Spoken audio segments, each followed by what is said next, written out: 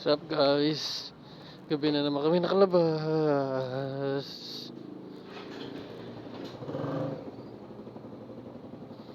So, uuwi na guys. Gabi na naman. Gabi na naman.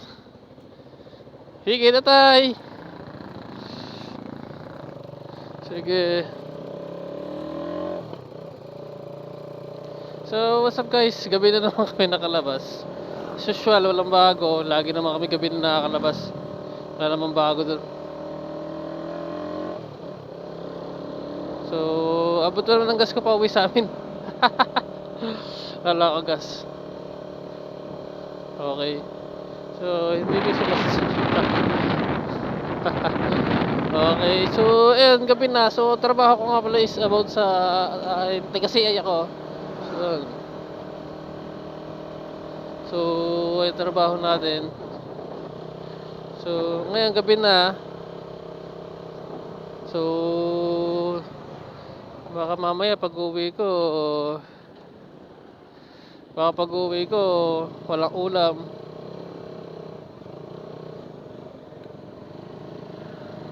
Pag-uwi ko walang ulam. So, baka magdilata na naman ako nito. Wala na naman ulam nito. Wala na mabibilhan. So, tamad naman magluto na kasi anong oras na mga lodi. Hapon na, gabing dilim na. Alas 8 na. So, dito nga pala sa amin gantong oras is matao pa. So, mga bandang alas 10 kakauwian na mga yan. Mga alas 10 medyo wala na yan. Wala na mga tao dito. No. So, ngayon meron pa. So, yun. Medyo minsan nauwi naman ako minsan ng alas 10. So, pinakamatagal ka na alas 11. Pero ano magawa, ganun trabaho, di ba? So, yan. Yeah. So, para naman to sa kasi pag walang hindi kang trabaho, asahan mo tambay. Asahan mo sa asahan mo, tambay ka lang sa bahay. Wala kang gagawin. Diba?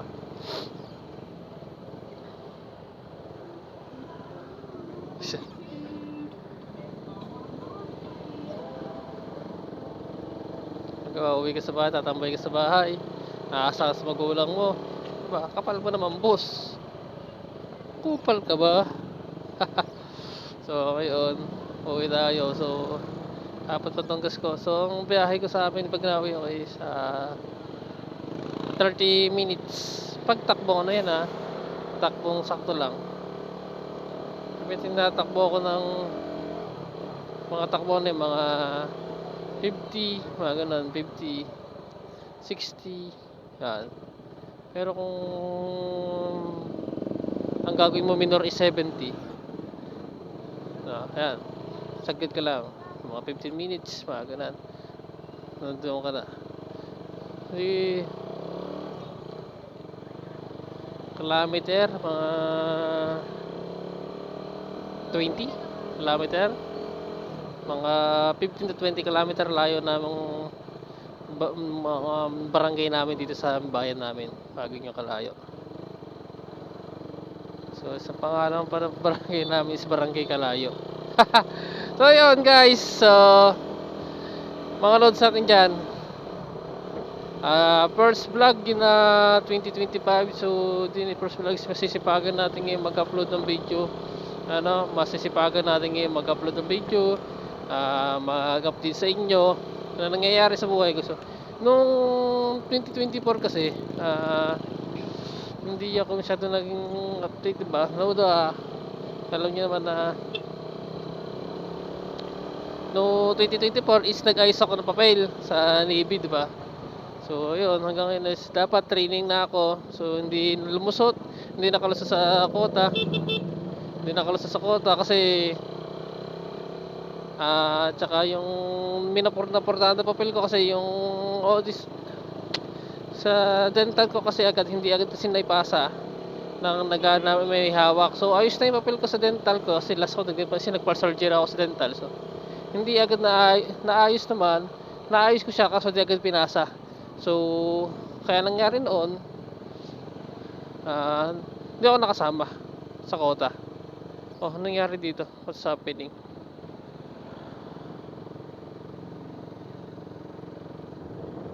May nangyari? Aksidente? So, meron natang aksidente yung nangyari. Napuso lang ating usapan. So, yun. Ayun ang naging dahilan ko kaya di ako nakasama ngayong 2024 trainee.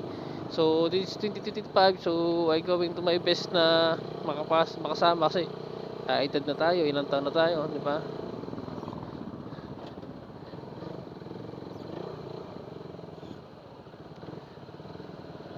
So, kaya kailangan talaga natin makapasok. Kasi naedad na tayo eh. Hindi na tayo pabata eh. Saka pangarap talaga natin makakapasok sa serbisyo. Makapag-serbisyo sa bansa. Makakapag-serbisyo sa bansa at makatulong sa tao sa bansa. At to inspire to our fellow men. Fellow men. To inspire ma-inspire yung ibang mga juniors ko na makakita, mga seniors ko na makakita, at mga kabarangay ko, kabaryo, kabayan, no, di ba? So, ayun. Kaya, ayun. Dito, masisipagan pa mag-vlog, mas update ko pa kayo sa mga gagawin ko. Na. So, ito, pauwi na tayo. So, dapat kasi umaga tayo nag-vlog, hindi gabi, no? Dapat kasi umaga tayo nag-vlog, hindi. Wala, gabi tayo nakapag-vlog eh. Hindi tayo makapagbigay ng oras sa umaga kasi trabaho tayo. So, hindi natin kayang kaya pagsabahin yun, trabaho tsaka ano. Siguro pag nakabili pa ako ng isa pang camera pang vlog talaga na maliit. Na.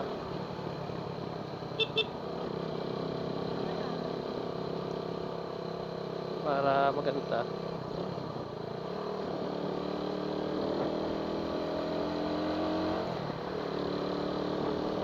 So, kasya naman ng gasolina ko. May gasolina pa ako, 1 bar na lang.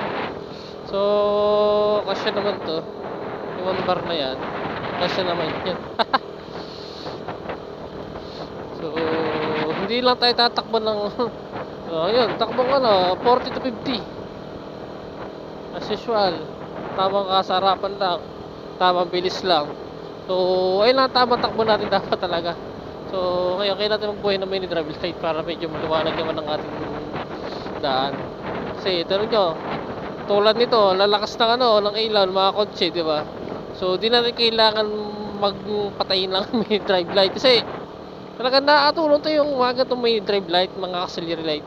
Basta, wag naman kailalampas sa, may tama sukat yan. So, wag kayo basta-basta maglalagay ng mini drive light, o kaya mga auxiliary light, ng lampas sa sukat. Kasi may sukat yan. So, 12 LEDs. 6 sa left, 6 sa right, pasok pa yan. Wag lang lalampas doon, wag na magsa 7-7, ganun. So, iba naman kasi, ito pansin ko lang din, kaya nagiging bawal, salang attachment kasi. Tapos pa, lampas sila kasi hindi lang 16 bulbs ang kinakabit nila. So, traffic pa tayo dito mga lodi. Hindi pa 16 bulbs ang lampas pa 16 bulbs ang kinakabit nila. Diba? 12 LEDs sila. Diba? 12 LEDs, so 12 bulb. Diba? So, ayun. So, dami naging kaganapan sa buhay ko nitong last year. Hindi ko na talaga siya masyadong inag-upload. At minsan nagpo-focus ako lodi sa madalas ako mag-post sa TikTok ko. Follow niyo na lang ako sa TikTok. So, more on na naman ako doon. Pinopost ko lang naman, short video lang naman yung mga shorts videos na for more on to motivational o messages na para sa buhay-buhay. Lahat ma-relate, may masaya doon, may malungkot, may ganun. No. So, lahat yan, in general naman siya, general siya, Dami makaka-relate naman doon. So, follow nyo na rin ako doon. Doon ako malimit mag ano. So, kasi nahihirap sa actually talaga actually ng mga lodi. Nahihirapan ako mag ano, isip ng may content pag tayo naggaganto, usap ng ganto. Kasi isipin kasi baka maboring kayo. Syempre pag usap lang kwento ganto. Yung gantong, kumbaga yung gantong kwentuhan kasi ito yung mga kwentuhan natin na bagay sa isang boteng inuman. Ganun ba? Mga gantong kwentuhan. So, kumbaga nag-iisip ako na mas proper, nag-aayos pa ako hanggang sa ngayon na ano ba maganda talaga pag nasa loob, pag nakasuot ang helmet mo sa'yo. Ano maganda talaga dapat usapan o ganda ganito, di ba? So siguro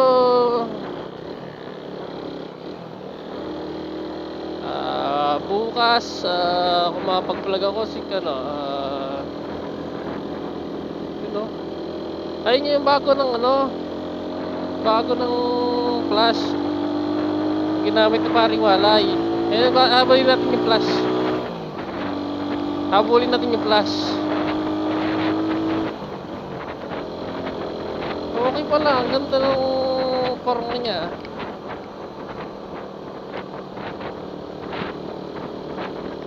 Silipin lang naman natin tong flash. Hindi naman natin kakarerahin.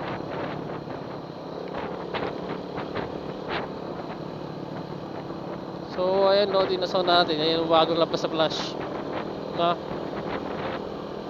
So nagamit na doon yung mekaniko ko, nag-mekaniko sa motor ko. Taga-liayos sa motor ko.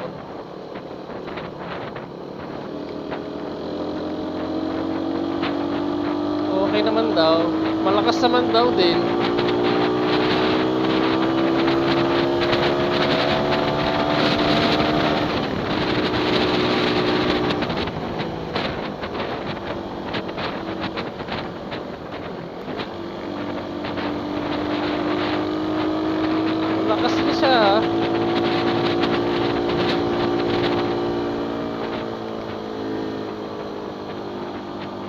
Malakas din siya. Malakas din siya mga lods, oh. Ayos siya.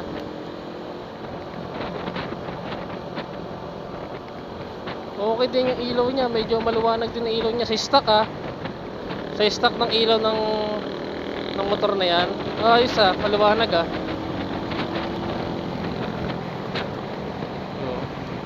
So tingin ko malakas siya. May power din naman. Sabi din sa akin ng tropa kong nag-mekaniko, yung nag-aayos din ng motor ko minsan. Pag may pinapagawa ako sa motor ko, malakas daw din niya, may power daw din. Hindi lang talaga namin alam kung siyempre bawal naman din subok sa public road ang ang mga di ba? Nakakaya doon sa mobile, nakakasabay doon sa mga carbs. So hindi ko lang alam sa mga FI underbone natin. Ito bang underbone na FI natin? Sniper, mga Honda, mga RFI, diba? Mga yan. Pero okay din siya. Ang tingnan na para siyang yung body niya parang carbon copy ng RS150 ng Honda o Sonic 150 ng Honda. Hindi siya nakakalayo doon ng topic ng body. So halos pareho ng body niya, maganda ang hulma. So hindi ko lang sure kung ano power ang kayang bigay ito, anong power output ito, siyempre bago pa. So siguro naman may mga vlog tayo dyan na mapapanood sa TikTok na tungkol sa motor na to. So yung isa, may nakasabit din ako nakaraan, isang motor, yung isa naman, yung Rossi din siya na style sniper, yung ganong version naman. Okay din siya, maganda rin. So hindi ko lang siya nasabayan kasi hindi din na vlog, hindi pa ako nabablog noon. So ito hindi ko alam kung gaano kalakas yan Ito parang 13 horsepower HP yata ito, 13. Pagkakaalam ko lang bago RPM ito parang 10.5 pa ang RPM o 10 RPM pa. Hindi ako magkakamali o mataas pa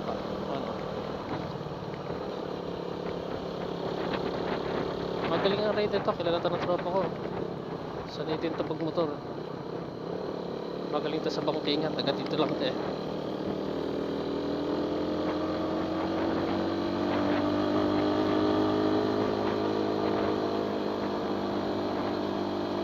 sanay ito sa bangkingan.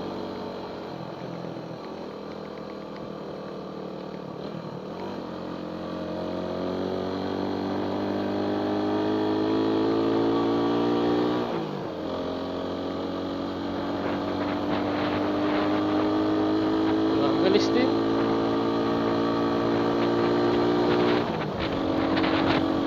Ang bilis din ng motor, oh. Ayos din. Pero kung duluhan, sa duluhan, habulan, kaya pa rin mo siyang habulin ng Rider 150.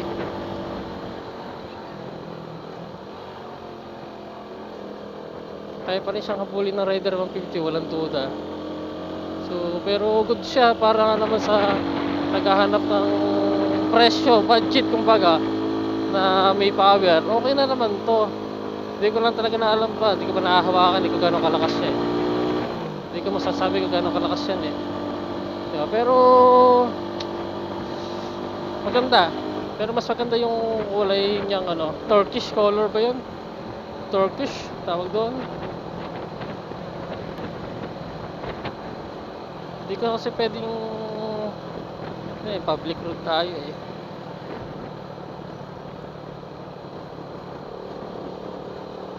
Diba? Maganda ang design niya.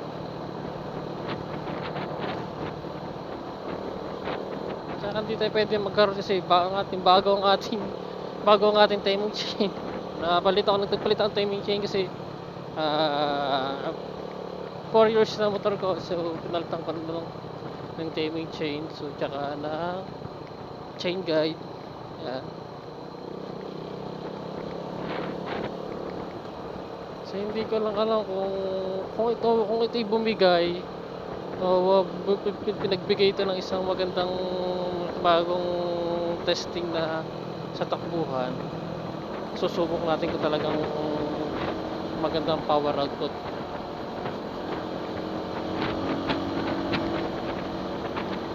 Ganda eh, bago yun.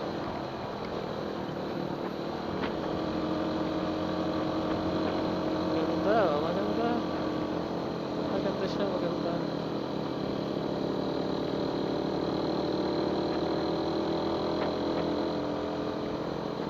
Maganda oh. Boss! Bago, Rose. Ayun yung bago na Rose. Ayos din pala, ang ganda din ano. Ayun ba yung ginamit ni paring Malay? Ayun yung gamit paring Malay nakaraan. Ayun ba yun? Ang ganda pala yun oh. Ang sin eh. Sige. Pahinga yung tropa ng kabady ko. Si Buddy Malay. May vlog siya kaso hindi niya tinuloy yung ano eh. Yung bagong vlog niya eh.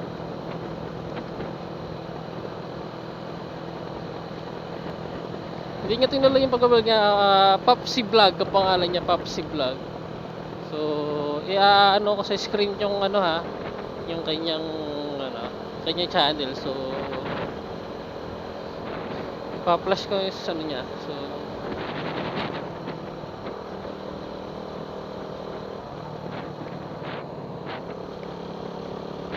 nakita natin okay, good shit yung motor.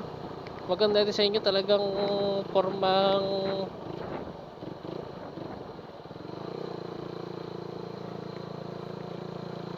lang ano siya. Para siyang makikita niyo, para siyang Honda kung malayo. Makikita siya parang Honda RS o Honda Sonic 150, parang gano'n. No. So natutuwa lang din ako na lagi sinasabi ng iba na kesyo ginaya lang daw, ginaya. So hindi maiwasan naman may magsabi ng ganyan na ginaya. So, pero sa industry ng pagmumotor, halos magkakapareho talaga ng style. No? Kasi depende kasi yan sa style ng motor na kukunay. Style ng motor na tuno, klaseng tuning ng motor niya. Example sa underboard. So, di ba? Ito na ng rider. So, may kagaya siya, Typhoon, ng Moto Porsche. Ayan, di ba? Halos pareho sa niya ng style. So, depende kasi sa tuning niya. Kaya madalas lang kami nagkakapareho style, di ba? Pero yan talaga sa kotse nga, magaling lang din sa kotse. Kaya doon sa nagko-kompetensya, di ba? Sa papogi and style, di ba? So, wala na dito kung sino nauna sa ganito yung style. Basta depende na kung paano nila ma-market yun, ano yung style ang gagawin nila. Di ba? Kung anong kulay. Tulad ng ginawa ng Rusi. Yan, may flame sila. Tapos meron pa sila isa. Yung style sniper nila. Ang ganda ng kulay. Turkish color ata ang tawag doon nila. So, ang ganda ng kulay. So, diba? So, okay naman din. Naka-ABS na din yun ha. Hindi mo sa ABS na yun. Yung style sniper nila. Itong bago nila, tingin ko hindi siya ano, hindi siya ABS, no? Pero okay, talagang makikita talaga siyang maalala mo talaga yung Sonic, no? So, ang kagandahan talaga sa Rusi, diba lagi sinasabi na Rusi mahina makina, so mahiganto ganto. So, sa hindi nakakaalam, ang Rusi ay nakakuha din ng manufacture. Ano din sila? Ang manufacturer din nila is isang dito.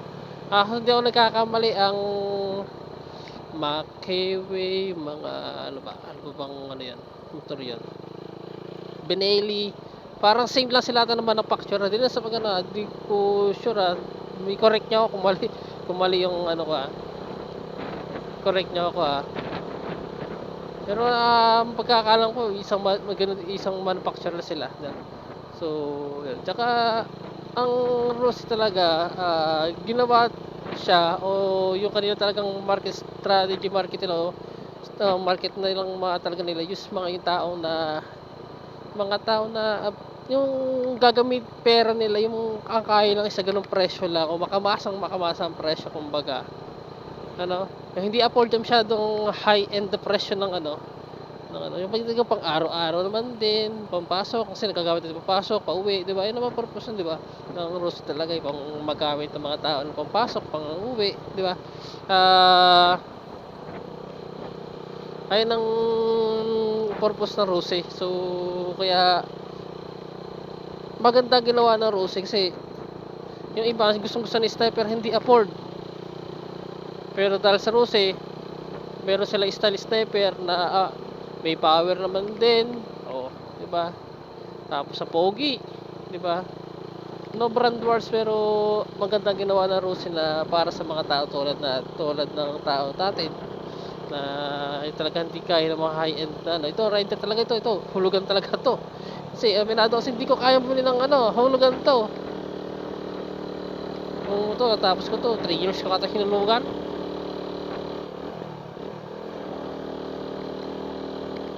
Diba?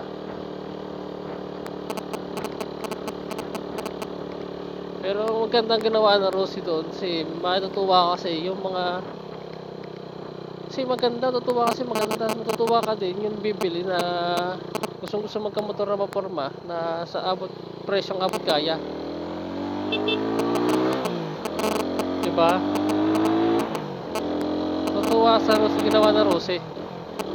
Sa akin lang magandang strategy yung ginawa nila na ganyan. Diba? Hindi na wala pang bili ng 150 na high-end na ibang brand. Diba? Makakabili na sila ng motor na halos almost the same sila ng power at style, pogi din. Diba? Makakabili na yung tao. Diba? Mapulpil man yung nararamdaman nila dahil sa Rusi tungkol sa mga motor na ganyan, di ba? Meron nga ako tropa Rusi motor. Pero napapangkargahan niya ng mga mga gulay-gulay, mga paninda niya, di ba? Yun.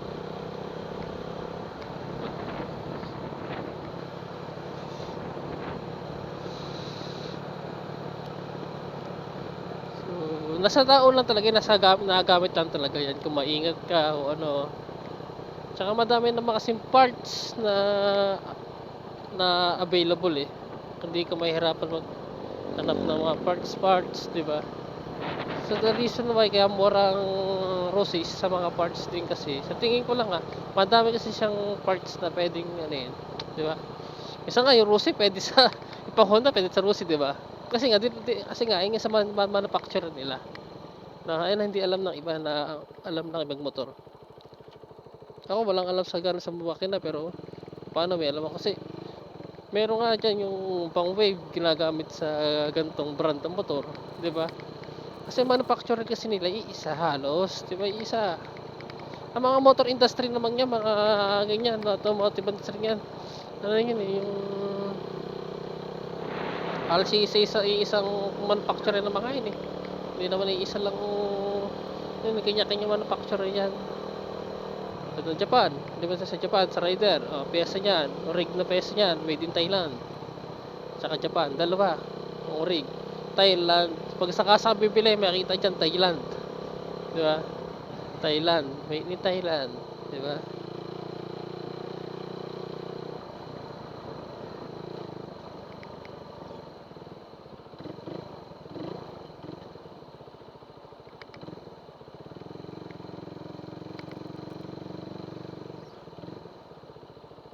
So, yan nga pala Lodi, sa amin nga pala yung magpepesta na. Kaya madaming nagtitinda na dito. Kaya may mga nagtitinda na yung mga kabartik. Liliko ka pala dyan eh. Kaya may mga nagtitinda dito kasi magpepesta na kasi sa amin. So, Sabado ho, pesta. So, ngayon ay Merkules. Ang pesta ay Sabado. Kaya madami ng tao sa amin. Madami ng tinda. So, padami pinapadami hanggang di pa nagpepesta. Baka pangapesta, baka bigla may dumating pa eh.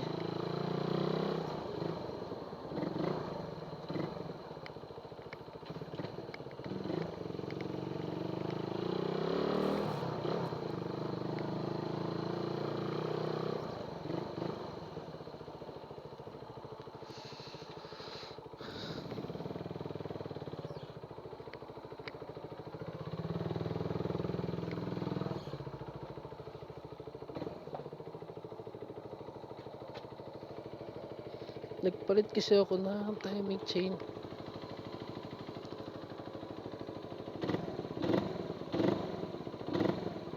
Same pa rin ang makina.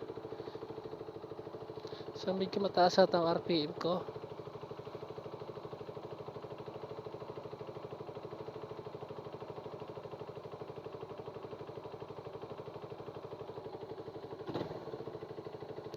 Okay na.